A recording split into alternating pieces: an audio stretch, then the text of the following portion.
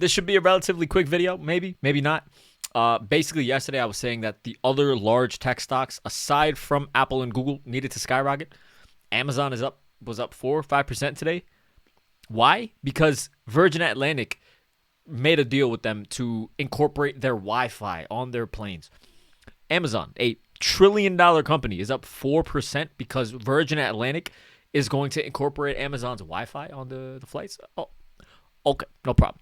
And the other one was Meta also did pretty well. It was in a falling wedge, and it bounced. So in today's video, we're going to take a look at what the next steps are for all these stocks. Nvidia is still bottoming out a bit. AMD as well. So we're going to look at all these large tech stocks, the SP500, the NASDAQ, the Russell, the VIX, the crypto markets falling at levels of resistance. We're going to put it all together and look at what the next steps is. Next steps are for the market. All right. So without further ado, let's get started with the video.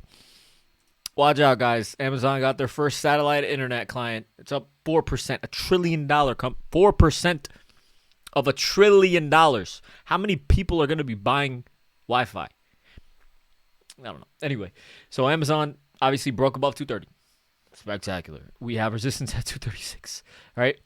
And then the next major level of resistance, the way to find that is you look in the past. Where was a prior inflection point of a lot of price action where it was difficult to rise? Back here.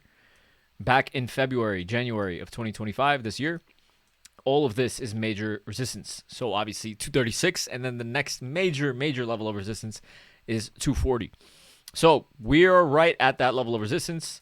What's also interesting right now about Amazon is the upper level of the Bollinger Band is pointed upwards. When the upper level of the Bollinger Band is pointed upwards, while a stock is also rising, that generally shows a lot of bullish potential in the upward movement of the stock. So that is really good and bullish for Amazon. And before we continue the video, it's a pride of Texas. Pride of Texas. That's what the shirt says. Anyway, that's that for Amazon. Clearly, we broke above the 230. We gapped up. We gapped up on this spectacular satellite internet business news. How much is internet on a plane? $20? $20. Let's just do the goddamn math, bro. Let's do the math, bro. What is... Can you see this? Okay.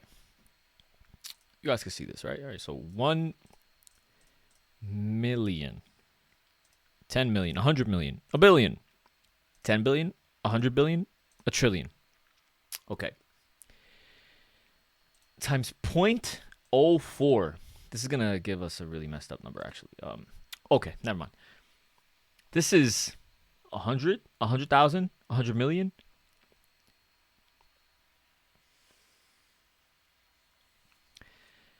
This is $40 billion increase in Amazon's price. $40 billion increase in Amazon price because they secured their first internet client.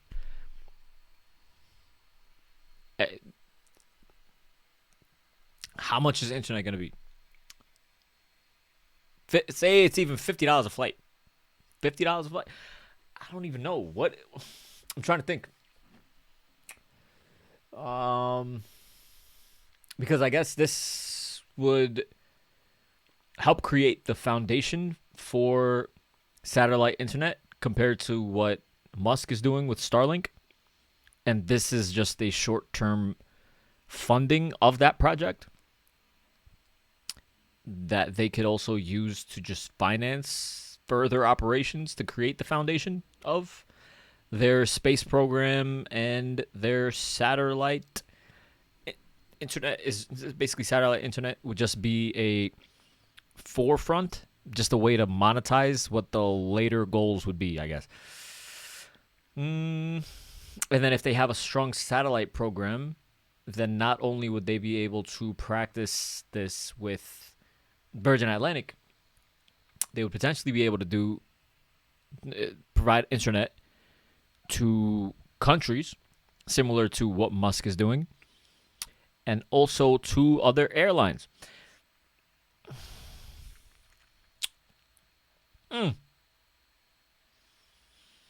Makes sense. Makes sense. Makes sense. Makes sense. $40 billion increase. Large potential. Large potential. This is not including a lot of government contracts because Musk, his entire company is based around government contracts. Bezos can get some government contracts as well, and it won't be a singular race to space. Bezos is also involved in it. Okay, so yeah, it makes sense. I mean, this is just, I guess this is just a way to show some cash flow, extra cash flow.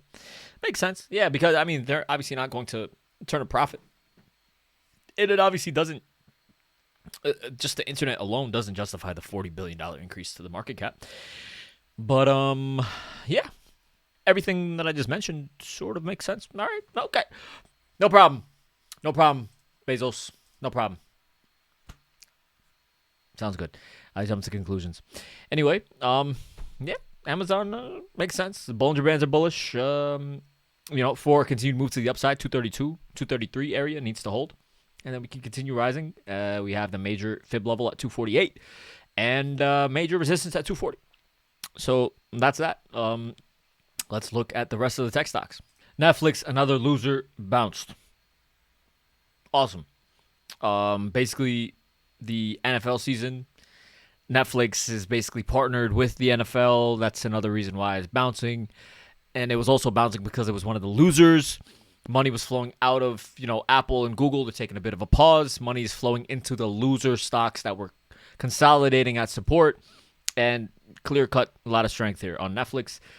Upper level of the Bollinger Band is rising, right? So when it's rising like this, it shows that there's a lot more room to the upside potentially. As long as 1240, 1230-ish area can hold on Netflix, we should be breaking above the 618% fib here at 1266. And then we should see 1300. And all of this is still a really, really good bullish opportunity. It's bullish. It's a bullish setup on Netflix here. Microsoft, one of the losers that is still losing, actually. So, it's still sitting at a level of support. Not a huge move to the upside. Nothing really to the downside either. So money is flowing into the losers. For example, so far we just looked at Netflix and Amazon. Amazon wasn't really a loser, but money is flowing into loser stocks. Hasn't yet permeated into Microsoft or Nvidia or AMD yet. So let's see what the next steps would be. Obviously, we know that there's resistance on Microsoft at 512, 513. Aside from that, we just basically need to see what the next steps are going to be. For Microsoft, things are just chopping around. We can't really do much or really take any trades, really, when things are chopping around like this. So Google, obviously, we had a huge move to the upside because of the positive news in Google from their antitrust, essentially, that occurred where the judge basically ruled that they don't need to sell Chrome or Android operating system.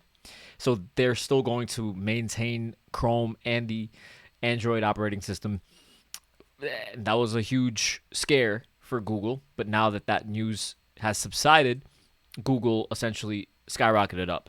And it still had a bit of a pause sort of day. It's up 0.6% for the day, 0.7% for the day, sorry. And, nothing crazy. Obviously, the day before we were up 9%. So continuing to rise. The upper level of the Bollinger Band is catching up to the price as well. So that's a really bullish sign. Obviously, it's also a really bullish sign that we didn't just capitulate lower. Overall, this is a really, really bullish situation for Google. Tesla, also just not really much to do compared to, similar to Microsoft. We are just bottoming out, holding support, trying to show some bullishness. Not really much to do here on Tesla. Still bullish situation. Anything above, all of this is bullish. I was basically mentioning all of this is still a really bullish situation. We still should be seeing 440. All right. This is just holding support. The market is just taking turns, putting money into tech stocks that are losers, and basically, they're taking turns, bouncing essentially. So, this is still bullish on Tesla. We need to break above 343. And we should continue on after a break above 343. This price action is going to be really bullish, in my opinion. As long as it holds 333, 332, we should continue rising. And yeah, that's that for Tesla. Really, there's nothing much else to look at. Meta, this was a falling wedge on Meta. This is a very bullish pattern. And bullish pattern, sorry. Falling wedges are extremely bullish patterns. All right, so that's exactly why we ended up gapping up. And Meta is actually up because it's facing an antitrust lawsuit from the FTC, alleging monopoly through anti-competitive practices, especially its acquisitions of Instagram and WhatsApp. The trial began in April, but basically this was just a bullish pattern. We bounced out of an oversold condition on the Bollinger Bands, and because Google and Apple basically passed their antitrust stuff, Meta got extra oomph, not just the technical setup based off of this Bollinger Band, but also because the antitrust news from Apple and Google. So Meta, one of the losers that got some love. All right. So now before we go any further, PLTR. Before we forget, I was basically showing how showing how HIMS was bullish. Right now we're talking about PLTR. So PLTR holding the 7.86% fib, 150 was support. Holding 150 has room to go to 160, 170. That's basically it for PLTR. I personally don't like to go too in depth about that stock, but HIMS, I was showing yesterday how HIMS would be an amazing opportunity to go long. It really skyrocketed. I completely forgot to go long on HIMS. In yesterday's YouTube video, I was like, this is such an amazing opportunity to go long. Really solid setup. And it's up 8% today. What are you going to do? Anyway, but yeah, HIMS has room to 55, 60. Honestly, this has a lot of room to the upside. This is a very bullish setup, in my opinion, on HIMS. Really interesting stuff going on with Nvidia and AMD. Essentially, we showed 2 days in a row where Nvidia was trading outside of the lower level of the Bollinger Band here. That shows extreme weakness. When a stock is showing extreme weakness like this, essentially it leads to a bounce to the upside. Are we getting that bounce yet, though? No.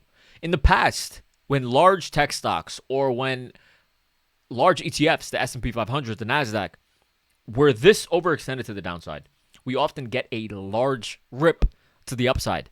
So currently, what we're seeing is money is flowing into loser stocks. But right now, we're also seeing Nvidia not really bouncing. So this is it's bottoming out. We are holding 170. This is still a bullish setup on Nvidia, but it's not getting as much love as the other stocks that are really bouncing. For example, Netflix or Meta. Nvidia is not really doing that much, right? And then when we look at AMD, AMD is also not doing that much. It's holding 160. Great. It's holding 158, holding 160.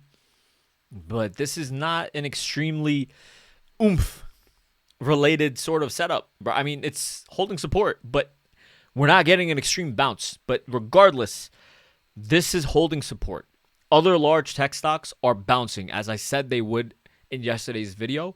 Money would be flowing into the losers. That's exactly what ended up happening with Amazon and Netflix. It still has yet to go into AMD and Nvidia. That's currently what we're waiting for. And now when we look at Apple, Apple's Bollinger Band is pointing lower here, while the price is now trading outside the upper level of the Bollinger Band, and we're beginning to tap almost on this fib level. So we're touching 240. We're tapping outside of the upper bands, and the bands are pointed a bit lower. So we're at a level of resistance. We're hugging alongside the Bollinger Bands. We're now overextended to the upside. Apple really needs to skyrocket really hard. In the next 2 days, it really needs to just skyrocket very hard for a continued move to the upside, in my opinion. Because if this doesn't, it's going to be hard to just keep price stagnate between 238 to 240. It's going to be very difficult, in my opinion, for them to keep the price within that range. It could happen. But we need a big move to the upside, in my opinion, heading into the next 2 trading days. Because do you see the reason? Essentially, the reason is because we're hitting a very major fib level here, which is the 240.65 level, the 786% fib. Okay, so we're hitting a very major fib level. And we're hitting a very major psychological level of support at 240. So it's just a lot of resistance here. So it doesn't really make sense to be extremely bullish on the stock up here. It doesn't make sense for buyers to continue to be bullish up here. And when it doesn't make sense for buyers to continue to be bullish, price tends to fall lower. So that's essentially what is going on here, in my opinion, on Apple. The VIX has an inverse relationship to the market. When the VIX basically is falling, right, the market should be rising. In yesterday's video, very simply, I said the VIX should be falling. Because the VIX was supposed to be falling today, very, very simple, guys. Like, I basically showed how this candle right here is very bearish. We should be falling. I showed how a lot of the tech stocks should be bouncing. Very simply, that's exactly what ended up happening.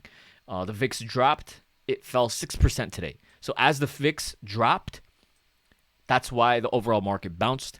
And because that's another reason why the large tech stocks bounced as well, because they were at levels of support. So that's really that. The VIX still looks weak. Still looks weak. There should be more room to fall to the downside on the VIX below $15. I'd be surprised if it finds a bottom here. It would take a lot of bearishness in the overall market for us to just bottom out here on the VIX, in my opinion. But that's that for the VIX. All right, so the S&P 500, the daily time frame, closed yesterday right at the trend line. Right at the trend line as a level of resistance. This is not really what we want to see. We wanted to see a close comfortably above the trend line. Obviously, this is a huge bullish move, but we wanted to see a close above the trend line, right? We didn't get that yet. The futures are green. We see a small green candle here, but this is just futures. Primarily, we saw a close right at the trend line. That's really what it is, and it's just not the most bullish scenario, in my opinion. So this is a daily time frame of the SPY. Clear-cut, large green candle. Large green candle. We closed basically on the highs today. Solid strength, right? We're right at all-time highs. Futures are also green. There should be a gap up. I wouldn't want to be completely bearish here, right? But it's not the most. This is bullish, right? I'm not saying this is not bullish, but the only thing that's not extremely bullish is because the ES closed right at the trend line. So what we want to see is we want to see 2 closes above the trend line for a continued move to the upside. And if we get a break above 650, the trend line is basically going to be the equivalent of like 652. So if we get a close above 650, 651-ish area on the SPY tomorrow, and then we need another one above, so 2 closes above the trend line, that would really, really solidify some strength. And we would most likely get a nice rip to the upside to 660-ish area. So that would be a solid move to the upside on the SPY. This would only happen if Nvidia and the other large loser tech stocks start to bounce. So that's currently what's going on. In terms of a day trade, I would definitely be bullish on this sort of setup. This is not a setup where I would just...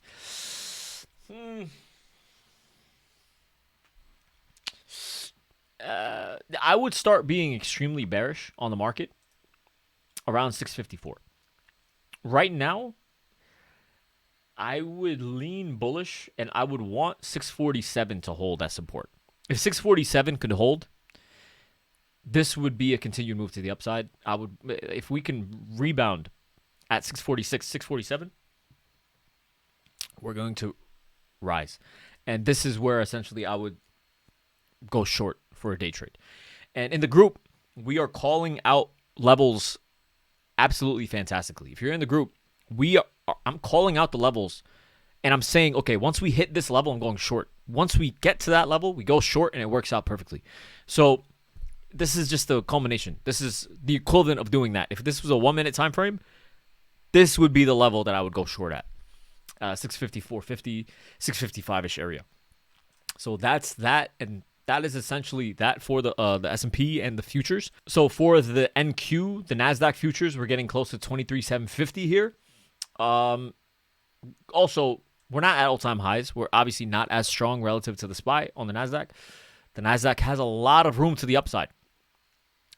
This is a clear-cut, strong move. We closed above the 786% fib. Had a strong move today. Any sort of bearish semblance or any sort of bearish potential, we need to break down below 786% fib for it to really, break down lower. But this was a bullish move. And now we're hitting a level of resistance at the 23,750 level. If that breaks, then we are going to really skyrocket to 24,000, in my opinion, on the NQ. This is a chart of Bitcoin. Bitcoin is showing resistance at 112. We bounced back off of 110. We're holding above 110. It needs to hold 109, 110 for a continued move to the upside. Solana got a bit of a strong pullback compared, and it's still holding 200. It's doing what it needs to do. It needs to hold 197 for a continued move to the upside. Regardless, still strong. And Ethereum is like Microsoft. Ethereum is basically acting as Microsoft. It's holding support. It's consolidating at support. It's holding above 4,200. And what happens next? I mean, that's really it. You can't really do much else with Ethereum. Solana is leading. Can't force these stocks to act differently than the way that they are. All right. So with that being said, I hope you guys enjoyed the video. Please make sure to like, comment, subscribe, do all that good stuff. And I will see you guys bright and early tomorrow morning. Have a good one.